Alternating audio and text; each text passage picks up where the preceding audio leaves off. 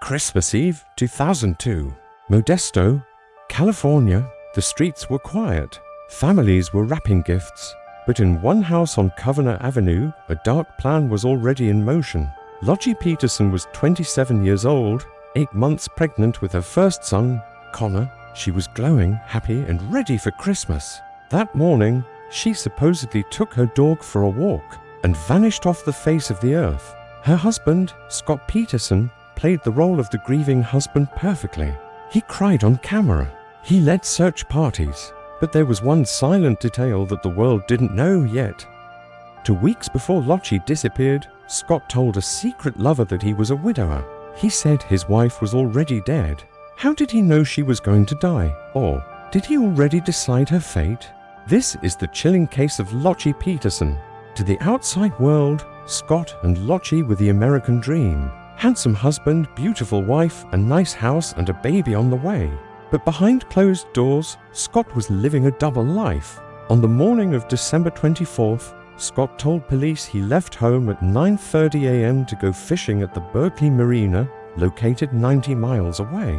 He claimed Laci was watching Martha Stewart on TV and preparing to walk their golden retriever, Mackenzie. When he returned home that afternoon, the house was empty. The dog was in the backyard with its leash on. Laci was gone.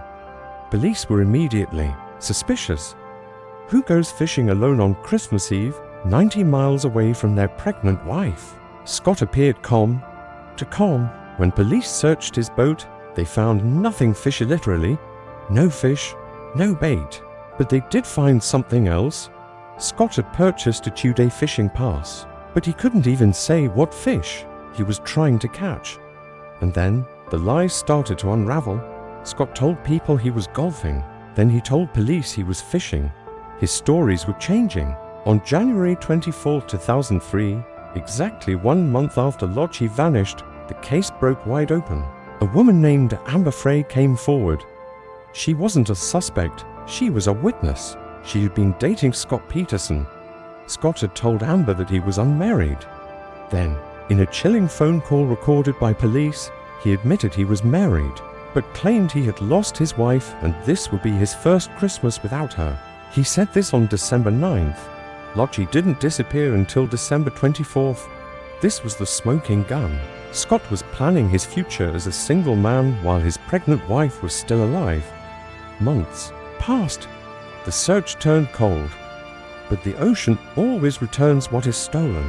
In April 2003, a massive storm hit the San Francisco Bay. Days later, the body of a baby boy washed ashore. A mile away, the body of a woman was found. DNA confirmed the tragic truth. It was Laci and her unborn son, Connor. They were found just a few miles from where Scott claimed he went fishing on Christmas Eve. Scott Peterson was arrested near a golf course in San Diego. He had dyed his hair blonde, grew a goatee, and had $15,000 in cash in his car.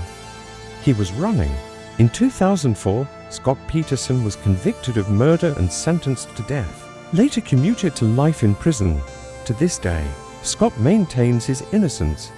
The LA Innocence Project has even taken up his case recently, claiming burglars might have taken Laci.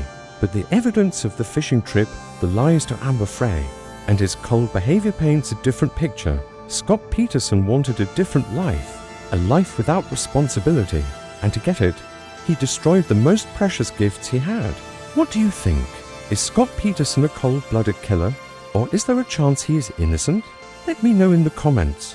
Subscribe to The Silent Detail. Stay observant.